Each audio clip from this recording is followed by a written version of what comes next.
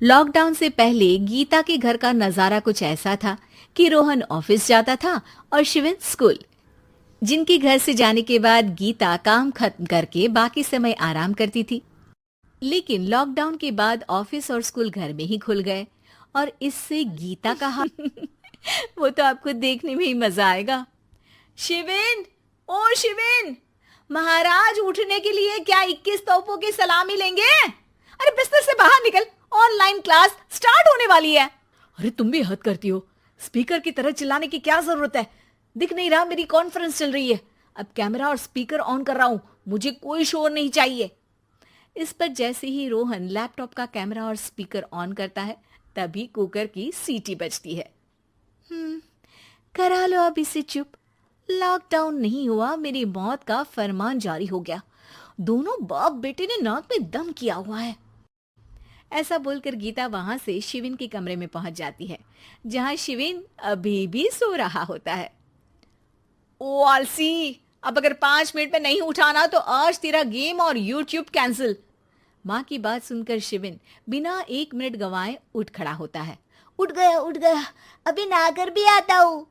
ये नाटक कहीं और, मुंह पर गीला कपड़ा मार और पढ़ने बैठ। शिविन की ऑनलाइन क्लास स्टार्ट हो जाती है, जिस पर गीता उसे वहां बिठाकर रसोई में चली जाती है। थोड़ी देर में उसे कमरे से कुछ आवाज सुनाई देती है, जिसे सुनकर वो कमरे में वापस आती है। हाय राम, तुझे क्लास अटेंड करने के लिए बोला था, कैमरा ऑफ करके बिस्तर पर नाचने के लिए नहीं बोला था। मम्मी मुझे कुछ समझ नहीं आ रहा, आप बाद में पढ़ा देना ना, वैसे भी अटेंडेंस तो लगी गई है।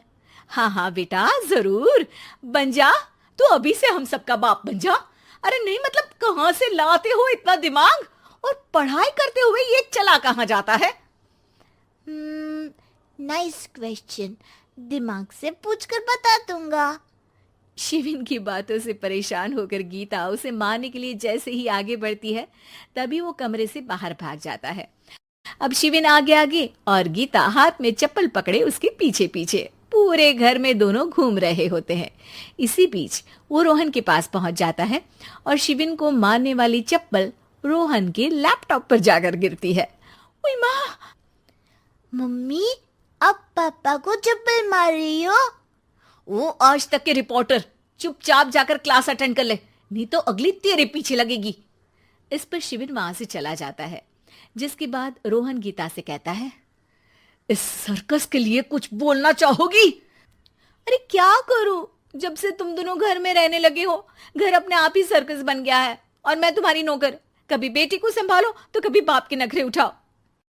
इन्हीं सब उथल पुथल में दिन बीतते रहते हैं, जिसमें हर रोज घर के अंदर कुछ नया सियप्पा खड़ा मिलता है, जो ज्यादातर शिविन और रोहन के ऑनलाइन स्कूल और ऑफिस से रिलेटेड ही होता है। एक सुबह, शिविन चल उठ, आज की क्लास जल्दी है। कैमरा ऑफ करके आप अटेंड कर लो। अरे ऐसे छित्तर पड़ेंगे, दादी नानी सब एक साथ याद आ जाएंगी। गीता की लाख मशक्कतों के बाद क्लास तो खत्म हो जाती है, लेकिन उसके बाद शिविन फोन इस्तेमाल करते हुए इंस्टाग्राम रील बनाने लगता है। रसोड़े में कौन था? तुम थी, मैं थी, कौन था? कौन था? हाँ, मैं गरीब हूँ। अरे ओ गरीब के बेटे, आजा, मैं बनाती हूँ तुझे गरीब। मैं बताती हूँ रसोड़े में कौन था। पढ़ाई करने बोलो तो इनकी माँ मर जाती है, और ये पागलपंतियां जितनी मर्जी करा लो। गीता शिविन को डांट रही होती है, तभी रोहन बीच में बोल पड़ता है। अरे बच्चा ही तो है, इतना गुस्सा क्यों कर रही हो? बेटे का साथ देने की इसी एक कोशिश में अब शिविन के साथ साथ रोहन भी गीता के गुस्से की सूली पर चढ़ जाता है। अगर बेटे पर इतना ही प्यार आ रहा है तो इसे क्लास अटेंड क्यों नहीं कराते, इसका होमवर्क क्यों नहीं कराते? उस समय तो बहुत जल्दी मीटिंग आ जाती है, वो काम मैं करूं और यहाँ इस बेफिजुली की चीज में तरफदारी करके बन जाओ महान। हे भगवान, कोई तो इनके ऑफिस और स्कूल खुलवाओ, मैं इन्हें और घर में नहीं सह सकती। अरे कुछ और मांग लेती, क्योंकि तुम्हारी ये विश इस साल तो पूरी होने से रही, कोरोना। हाय नास पिटे ने जिंदगी ही बर्बाद कर दी। खाए कोई पचाए कोई, कल मुझे चुन चुन कर सबको मेरी बद्दुआ लगेगी। उन्होंने दुनिया का और इन बाप बेटे दोनों ने मेरा जीना मुश्किल कर दिया।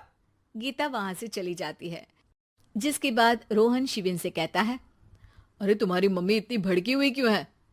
आपकी वजह से पूरा समय घर में रहते हो और उस पर कोई काम कराने की जगह बस ऑर्डर देते रहते हो। अच्छा बेटे, सारा इल्जाम मुझ पर? पूरा दिन तो वो तुम पर ही चिल्लाती है।